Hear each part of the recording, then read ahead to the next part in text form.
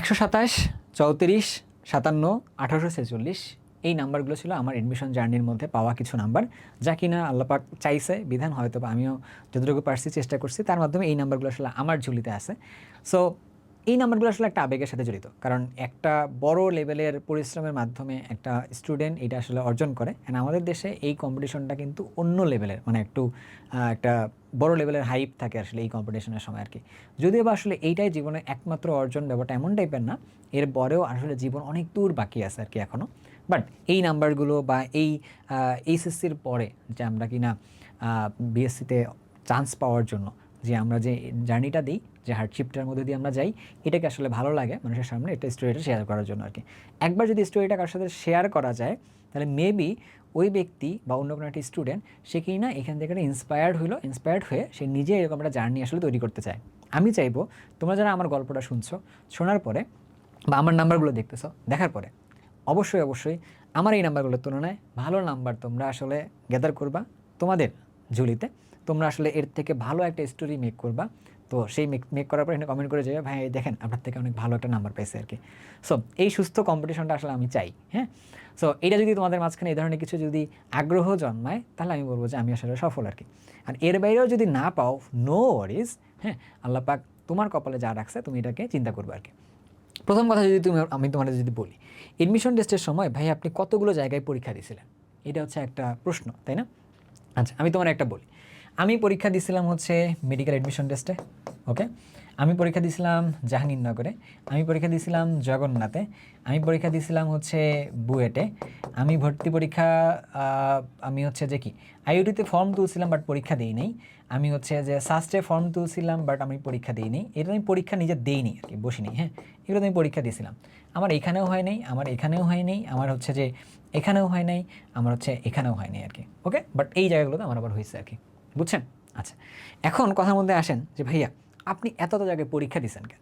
তো এতগুলো পরীক্ষা দেওয়ার পিছনে একটা ছোট্ট লজিক আছে। লজিকটা হচ্ছে এরকম টাইপের, আমার কাছে মনে হয়তো আল্লাহ পাক আমাকে যতটুকু মেধা দিয়েছেন বা যতটুকু আমি চিন্তা করতে পারি, যতটুকু আমি পরিশ্রম করতে পারি, এটা আমার কাছে একটা চাবি।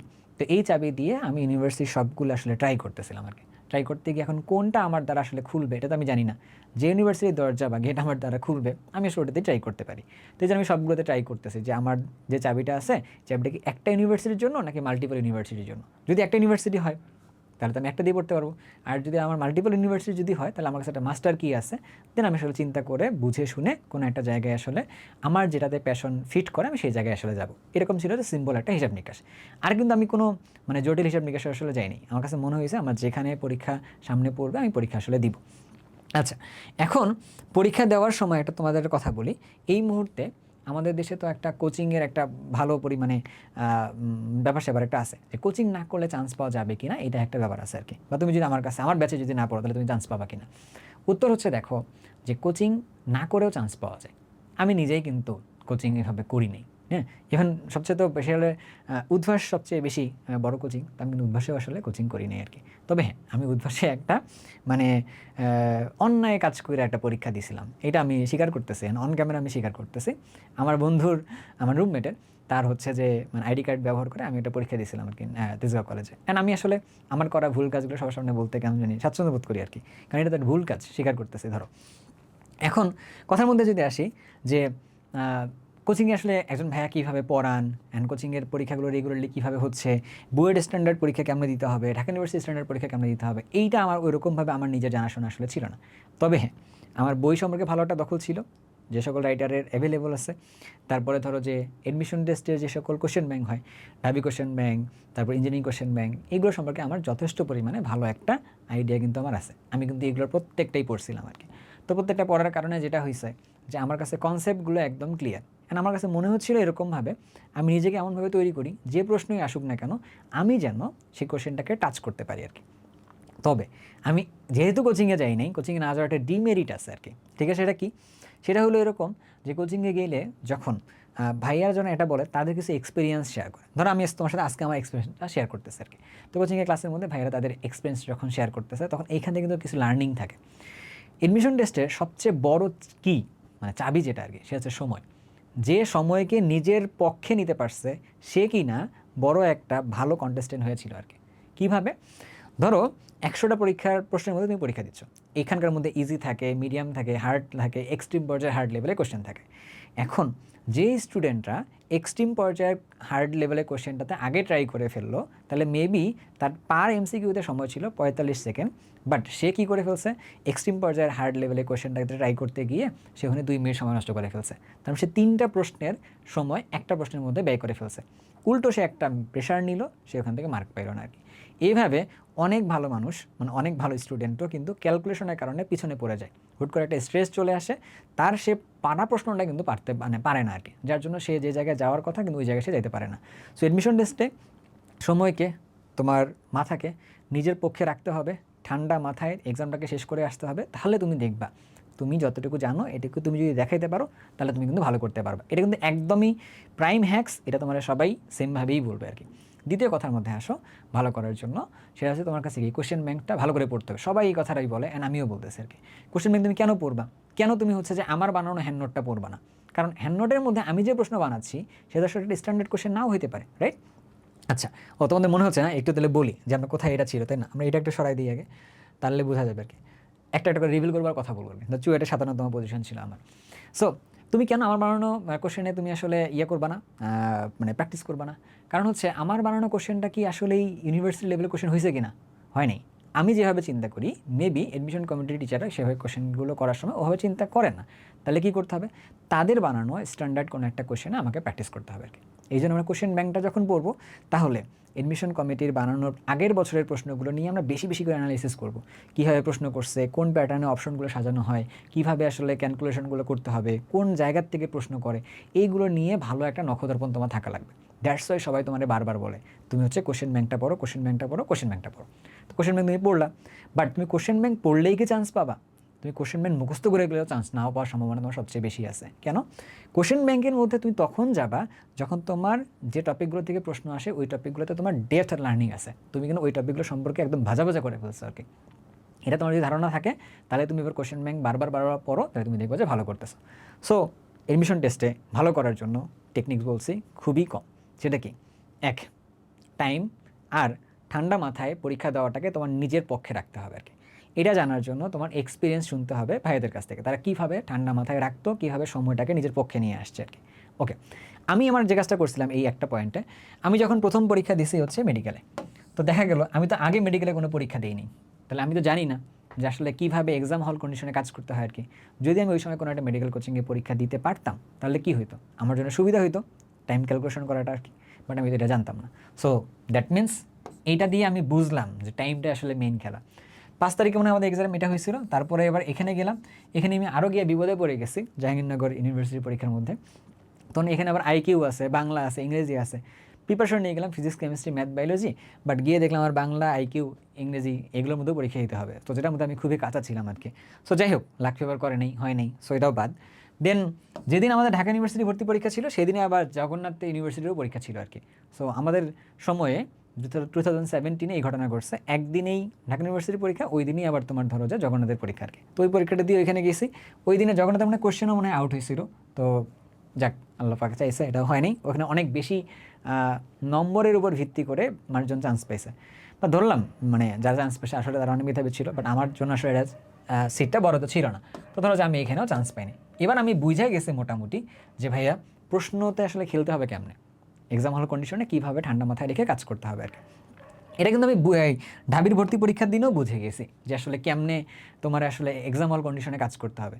আমি গিয়ে দেখতেছি যে আমার বন্ধুবান্ধব যারা আছে ওরা বলতেছে, আরে আমি উদ্ভাসে যেমন পরীক্ষা দিয়েছি, আমি ঠিক ওইভাবেই এখানে পরীক্ষা দিয়েছি আর কি, খুব বেশি আমার প্যারা লাগে না আর কি। ওরা কিন্তু ভালোই করছে ভবিষ্যতে, মানে ওইখানে ভালো সিরিয়ালে তারা চান্সও পেয়েছে আর কি। সো তাদের কাছে প্যানিক অ্যাটাকটা হয়নি, বাট আমার কাছে প্যানিক অ্যাটাক হয়েছে, আরে এত মানুষ পরীক্ষা দিতে আসছে, পরীক্ষার আগে ওরা এইভাবে প্রিপারেশন নিচ্ছে। হ্যাঁ, তো আমার কাছে আসলে আমি তোমার একটা কথা বলি যে তোমরা যারা হচ্ছে এডমিশন টেস্টের প্রিপারেশন নিচ্ছ, পারলে একবার ফার্মগেট এরিয়াটা ঘুরে যাই আসে আর কি। এডমিশন টেস্টের সময় এত স্টুডেন্ট থাকে, তুমি সবাইকে দেখে তোমার মনে হবে তোমার কম্পিটিটর আসলে এরাই, এর থেকে আরও বেশি।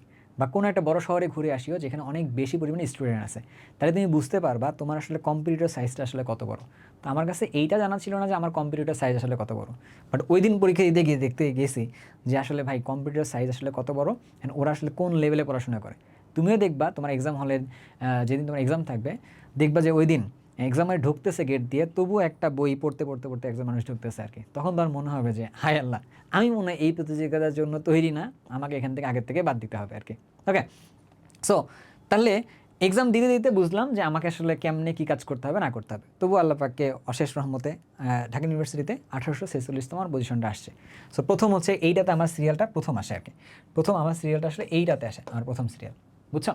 আচ্ছা, এর পরের দিন ডিওর পরের দিন হচ্ছে বুয়েটে পরীক্ষা ছিল। সো বুয়েটে যে 600 মার্কের পরীক্ষায় কেমনে কত মার্কে রিটার্ন দিতে হবে না দিতে হবে, এই এক্সপিরিয়েন্স আসলে আমার তেমনভাবে ছিল না। অ্যান্ড আল্লাহ পাক আসলে চায় নাই, অ্যান্ড আমার আসলে হয়তো বা ক্যাপাবিলিটি ওই পর্যায়ে ছিল না, দ্যাটস আসলে আমার বুয়েটে হয় নাই আর কি। ওকে, আমি বলবো না যে আমার লাক ফেভার করেনি। বুয়েটের ওই প্রশ্নে নিজেকে ভালো করে তৈরি করে নিজেকে চান্স পাওয়ানোর জন্য তোমাকে আসলে প্রস্তুতি নেওয়াটার কোনো বিকল্প নেই। ওভারনাইট সাকসেস বলে কোনো দিনও আসলে কিছু হয় না। আগে তোমাকে কি করতে হবে, প্রিপারেশন নিতে হবে, তারপর তুমি ওখানে গিয়ে ভালো করতে পারবে আর কি। সো এটা হইলো না। তাহলে আমি কি করলাম, বুয়েটে পরীক্ষা ছিল আমাদের মোস্ট প্রবাবলি 14ই অক্টোবর আর কি। সো আমি এই পর্যন্ত ডিইউ সহ আমার পরীক্ষা দেওয়া শেষ, মাঝখানে গ্যাপ আছে, এরপর আমার চুয়েটের পরীক্ষা, এরপরে আমার হচ্ছে যে তোমার বুটেক্সের পরীক্ষা। তাহলে আমার ঘটনা তাহলে কি, মাঝখানে একটা গ্যাপ, ওই গ্যাপের মধ্যে আমি বুঝে গেলাম এটা আমার এখন কী করা লাগবে। আমার এখন নির্দিষ্ট সময়ের ভিত্তিতে প্র্যাকটিস করা লাগবে। আরেকটা জিনিস আমি বুঝে গেছি যে এডমিশন টেস্টের মধ্যে কখনোই 100তে 100 পাওয়া পসিবল না। আমি কিন্তু এইগুলো পরীক্ষার মধ্যে মনে করতেছিলাম সবগুলো প্রশ্ন আমাকে টাচ করা লাগবে আর কি, বাট কখনোই 100তে 100 টাচ করা আসলে উচিত না। তাহলে কী করতে হবে, যতটুকু আমি পারি অত পার্সেন্ট আমাকে দাগায় আসতে হবে আর কি। সো আমি টার্গেট নিলাম যে কি, আমি যদি বিগত বছরের প্রশ্নে পরীক্ষা দিই একা একাই, আমি কোনো বন্ধু বান্ধবের সহযোগিতা নেই তাহলে আমি কত পাইতে পারি। আমি তখন দেখলাম প্রায় 70 থেকে 80%-এর মধ্যে আমি আসলে দাগাইতে পারবো আর কি। তাহলে টার্গেট লক, আমি কখনোই আসলে এর থেকে বেশিতে যাবো না, কারণ দাগাইলে আমার তো ভুল হয়ে যাবে, আর ভুল হলেই তো আমি নেগেটিভ মার্কে পাইতেছি আর কি। ওকে, তো যাই হোক, এই সকল করে নিজের একটা প্রিপারেশন আসলে হইলো। হওয়ার পরে পরীক্ষা দিলাম চুয়েটে। তো পরীক্ষা দেওয়ার পরে আল্লাহ পাক চাইলো, লাক ফেভার করলো, বুঝলাম। তো সব কিছুর পরে একটা ভালো সাবজেক্ট আসলো, মানে সরি ভালো সাবজেক্ট না, ভালো একটা সিরিয়াল আসলো। সেটা কত, 57তম সিরিয়াল আসলো হচ্ছে চুয়েটে আর কি। সেটাতে খুবই লাফায় ওঠার মতো ঘটনা যে না, ভালো হইলো আর কি। আচ্ছা, পরে যখন আমি পরীক্ষা দিলাম হচ্ছে তোমার কোথায়, পরে পরীক্ষা দিছি হচ্ছে এইখানে, পরের বার পরীক্ষা দিছি হচ্ছে এইখানে। এখানে কোনটা, এটা হচ্ছে বাংলাদেশ এগ্রিকালচারাল ইউনিভার্সিটি, বাংলাদেশ কৃষি বিশ্ববিদ্যালয়, যেটা ময়মনসিংহে অবস্থিত। তো সেখানে পরীক্ষা দিলাম, সেখানে পরীক্ষা দিয়ে পাইলাম হচ্ছে 127 পজিশন আর কি। তার মানে ঘটনাকে তো এবারও তাহলে দেখলাম যে আমি মোটামুটি এইটা ক্র্যাক বা বুঝে গিয়েছি যে এডমিশনের টেস্টের মতো জায়গায় টাইমের নিজের পক্ষে নিতে হবে। আবার তোমার হচ্ছে যে যতটুকু তুমি পারো অতটুকু দেখানোর মধ্য করে, বা যতটুকু তুমি পারো তুমি যেন অতটুকু রিফ্লেক্ট করাইতে পারো, তো এইভাবে নিজেকে প্রস্তুত করতে হবে। তো এইটার পরে এইটার থেকে এক্সপিরিয়েন্স পেলাম, এখানে গিয়ে দেখলাম রেজাল্ট পাইলাম, এইটা যখন দিলাম দিয়ে দেখলাম আসলেই জিনিসটা কাজ করতেছে। তার সবার শেষে এই পরীক্ষাটা প্রেজেন্ট, বুটেক্স। সো বুটেক্সে যখন পরীক্ষা দিতে যখন আসি, তো তখন বুটেক্সে আমাদের সময় 2টা ইউনিটে পরীক্ষা হতো, একটা হতো এ ইউনিট, একটা হচ্ছে বি ইউনিট। এ ইউনিট আর বি ইউনিটের যে কোনো একটা ইউনিটের মধ্যে আমার ছিল, একটাতে ছিল 71তম পজিশন, একটার মধ্যে ছিল হচ্ছে 34তম পজিশন ছিল আর কি। ঠিক আছে, আচ্ছা। সো এটা ঘটনা তাহলে কেমনে কি, আমি তো বুঝে গেছি এদিকে কত দেখাইতে হবে না দেখাইতে হবে, সময়কে কীভাবে নিজের কাছে করে নিয়ে এই এডমিশন টেস্টটা করতে হবে আর কি। এটা বুঝে যাওয়ার পরে বুটেক্সের কাছে আমার এই পজিশনগুলো আসলে আসছে আর কি, বুঝতে পারছেন? সো এই পজিশনগুলা খুবই সুন্দর, খুবই ভালো, দেখতে গেলে আসলে অনেক ভালো লাগে আর কি। 2017 থেকে স্টিল আমি এটা রিমেম্বার করি, অ্যান্ড আমাকে ভালো লাগে, ইন্সপায়ার করে, অ্যান্ড আজকে হয়তো তোমাদেরকে ইন্সপায়ার করতেছে। বাট এইগুলো ইন্সপিরেশনের জন্য ভালো, বাট লাইফ চলার জন্য ইউ উইল নিড প্যাশন। তো আমার প্যাশন ছিল আসলে কেমিস্ট্রিতে, বাট এখানেও কেমিস্ট্রি নেই বা কেমিক্যাল ইঞ্জিনিয়ারিং নেই। বাংলাদেশ এগ্রিকালচার ইউনিভার্সিটির মধ্যে আসলে কেমিস্ট্রি নেই বা কেমিক্যাল ইঞ্জিনিয়ারিং নেই, বাট বুটেক্সের মধ্যে ওই সময় ছিল dies and chemical engineering department, most probably ওই সময় প্রথমবার খুলতেছে আর কি। বাট আমি খুবই ইন্টারেস্টেড ছিলাম যে ওই জায়গায় পড়ার জন্য, বাট দেখা গেলো কোনোভাবে আসলে হয়নি। এখন আমি তাহলে কোথায় গেলাম, আমি হচ্ছে ঢাকা ইউনিভার্সিটি কেমিস্ট্রিতে ভর্তি হলাম 1846 সিরিয়াল নিয়ে আর কি। সো রাইট নাও আমার পরিচয়টা হচ্ছে আমি ঢাকা ইউনিভার্সিটি থেকে কেমিস্ট্রিতে একজন গ্র্যাজুয়েট মানুষ আর কি। অ্যান্ড আমার আরেকটা পরিচয় হচ্ছে আমি কেমিস্ট্রিতে প্যাশনের একজন মানুষ। আমার কেমিস্ট্রি পড়তে ভালো লাগে, পড়াইতে ভালো লাগে, কেমিস্ট্রি নিয়ে ভাবতে ভালো লাগে। অ্যান্ড আমি যতদিন পর্যন্ত আসি ততদিন পর্যন্ত আমি কেমিস্ট্রি নিয়ে চিন্তাভাবনা করবো, অ্যান্ড এটার সাথেই লেগে থাকবো আর কি। সো এই হচ্ছে ছোটোখাটো আমার এডমিশনের জার্নিটা শুরু করছি কোথার থেকে, অ্যান্ড কীভাবে কী করতে হবে, কোন সময় নিজেকে আসলে কীভাবে প্রিপেয়ার করতে হবে, কীভাবে তুমি আসলে এতগুলো না হয়েছে না হওয়ার পরেও নিজেকে আসলে তুমি ইয়েস বলে সামনে আগায় যাবা, অথবা তুমি আসলে যে কীভাবে কোন ডিসিশনটা নিবা, প্যাশনের কারণে নিবা নাকি পজিশনের কারণে নিবা, এগুলো নিয়ে আমরা কথাবার্তা বলছি। সো মোটামুটি অনেক বেশি বড় ভিডিও করিনি, যতটুকু পারছি ছোটোখাটো ভিডিও করে তোমাদের সামনে আমার এডমিশন জার্নিটুকু রেকর্ড করে দিলাম আর কি। তোমাদেরকে কতটুকু কীভাবে এইটা ইন্সপায়ার করছে, কীভাবে কী মনে হচ্ছে, তোমরা চাইলে কমেন্টের মধ্যে ড্রপ করতে পারো। আমি তোমাদের কাছে গেট ব্যাক করে এবং তোমাদেরকে কিছু না কিছু কমেন্টে রিপ্লাই দিতে পারবো আর কি, যা কিনা তোমাকে হয়তো বা তোমার সামনের পথটা রিডিজাইন করতে সহযোগিতা করবে আর কি। তো সবাই ভালো থাকো, সুস্থ থাকো, তোমাদের সবার জন্যই শুভকামনা রইল। আল্লাহ হাফেজ।